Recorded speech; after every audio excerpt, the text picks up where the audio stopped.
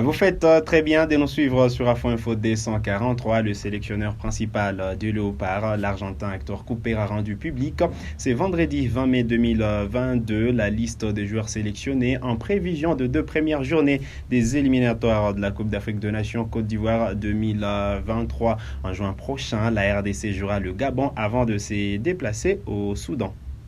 Comme annoncé par plusieurs médias, le sélectionneur principal Héctor Cúper n'a pas convoqué certains joueurs ayant disputé la double confrontation de barrage de la Coupe du Monde de la FIFA contre le Maroc.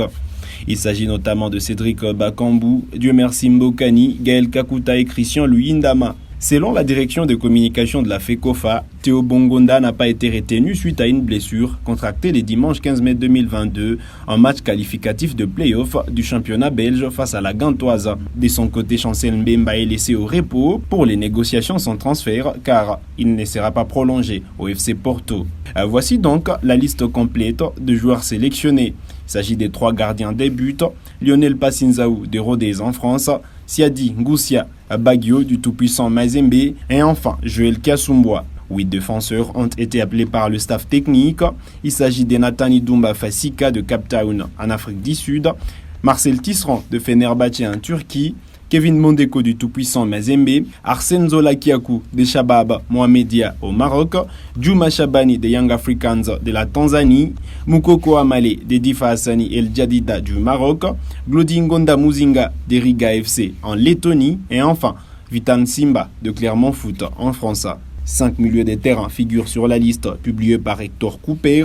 Samuel Bassian du Standard de Liège en Belgique, Edo Kayembe de Watford en Angleterre, Fabrice Ngoma Luamba de Raja de Casablanca au Maroc, Sosé Zemonga du tout-puissant Mazembe et enfin Samuel Moutoussamy du FC Nantes en France. 9 joueurs composent la ligne offensive de Léopard. Il s'agit de Shadrack Akolo de Amiens en France, Ben Malangongita d'Al Sharia aux Émirats Arabes Unis, Yohan Wissa de Brentford en Angleterre, Jackson Mouleka de Kassim Passa en Turquie, Philippe Kinzumbi du tout-puissant Mazembe, Niskans Kebano de Fulham en Angleterre, Meshak Elia de Young Boys de Berne en Suisse, Jonathan Okita de Nijmegen aux Pays-Bas et enfin Jonathan Bolingi Mpangi de Buriam, club de première division en Thaïlande. Ces joueurs ont été pris comme réservistes. Il s'agit de Hervé Lomboto, Dide Sampe, Joïssa Mampeko du tout-puissant Mazembe, Luzolon Sita Ernest d'ITP Mazembe, Inonga Baka de Simba de la Tanzanie, Glodili Konza du tout-puissant Mazembe et enfin Joël Kayamba de Samsun Sport en Turquie. La République démocratique du Congo qui a donc deux rendez-vous très importants au mois de juin prochain pour le compte des deux premières journées des éliminatoires de la Coupe d'Afrique des Nations Côte d'Ivoire 2023. Je rappelle les dates. Le 4 juin 2022 au stade de Martyrs à Kinshasa, la RDC recevra le Panthère du Gabon. D'ailleurs, le Gabon qui a déjà rendu public la liste des joueurs sélectionnés en prévision de ces rencontres des éliminatoires de la Coupe d'Afrique des Nations Côte d'Ivoire 2023. Sur la liste, Aubameyang et Mario Lemina sont les deux grands absents car ils ont annoncé leur retraite internationale et donc Patrice Neveu ne comptera pas sur ces deux cadres de la sélection gabonaise lors de la rencontre face à la République démocratique du Congo. Puis s'en suivra la deuxième journée. Eh bien, la République démocratique du Congo ira à l'assaut du Soudan. Du Soudan, ce sera le 8 juin prochain et donc ces deux premières journées, il faut rappeler que la République démocratique du Congo est logée dans les groupes I des éliminatoires de la Coupe d'Afrique des Nations CAN Côte d'Ivoire 2023 avec le Gabon, la Mauritanie ainsi que les Soudans. Donc logiquement la double confrontation face à la Mauritanie interviendra au mois de septembre prochain sauf changement de dernière minute. Allez, parlons du championnat national de football en République démocratique du Congo. Eh bien, la reprise est repoussée au 20 mai prochain sur demande de club suite aux conditions physiologiques des joueurs laissés au repos depuis environ 3 mois et certains clubs peaufinent avec la préparation en attendant la reprise du championnat à l'instar de l'AS Vita Club de Kinshasa. Rien ne peut empêcher l'AS Vita Club de poursuivre le championnat suivant le calendrier réaménagé de la Ligue en foot. Le club moscovite, qui n'a pas interrompu ses entraînements malgré 3 mois d'arrêt du championnat, s'est dit être prêt, tel que l'affirme Raoul Chungu, patron du staff technique. Tous nos joueurs ils sont là et nous on dirait qu'on n'a pas vraiment arrêté nos entraînements. On a continué, on a eu seulement 10 jours de repos et depuis qu'on a repris les entraînements, vous nous trouvez sur le terrain, tous les joueurs sont là et on prend tous ces matchs au sérieux.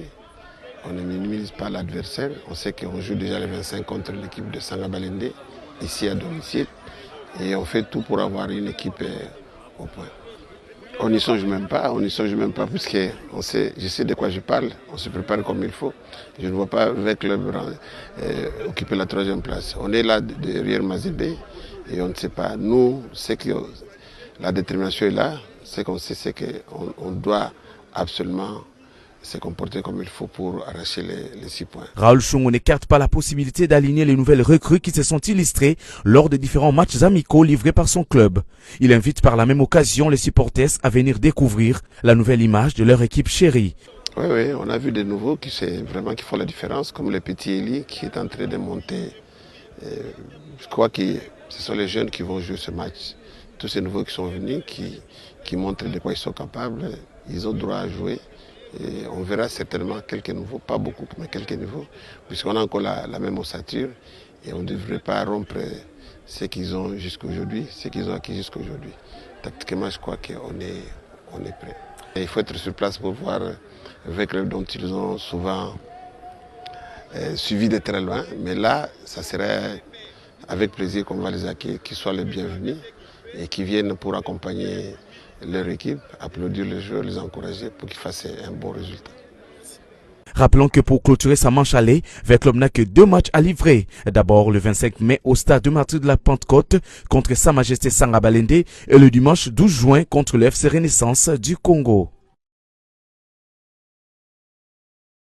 Le championnat national qui peine à démarrer en République démocratique du Congo, et donc il faut attendre la date du 29 mai prochain pour voir les retours du championnat national. Et pour rappel, il faudra d'abord terminer la phase aller qui ne s'était pas achevée, puis il y aura sûrement des études, il faudra organiser une phase retour, mais au vu du temps qui est imparti, eh bien le championnat national pourrait s'est clôturé juste au terme de la phase aller. D'ailleurs, les clubs sont divisés en République démocratique du Congo. Si certains sont pour la poursuite du championnat, d'autres clament à la fin, à l'arrêt du championnat. Il s'agit seulement de l'AS Vita Club de Kinshasa et du FC Saint-Éloi Lupopo qui sont favorables à une reprise de championnat. Selon la DEFCO, il y aura sûrement des rencontres avec l'organisateur de la compétition et encore la FECOFA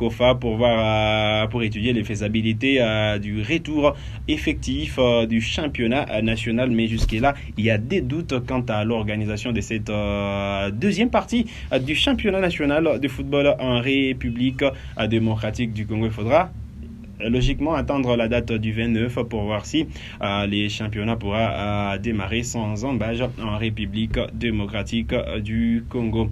Voilà qui met terme à cette production sur Afro Info D143. Vous êtes nouveau à la chaîne, cliquez sur s'abonner, activez la cloche des notifications pour ne manquer aucune de nos prochaines publications. Likez cette vidéo si elle vous a plu et merci de nous avoir suivis.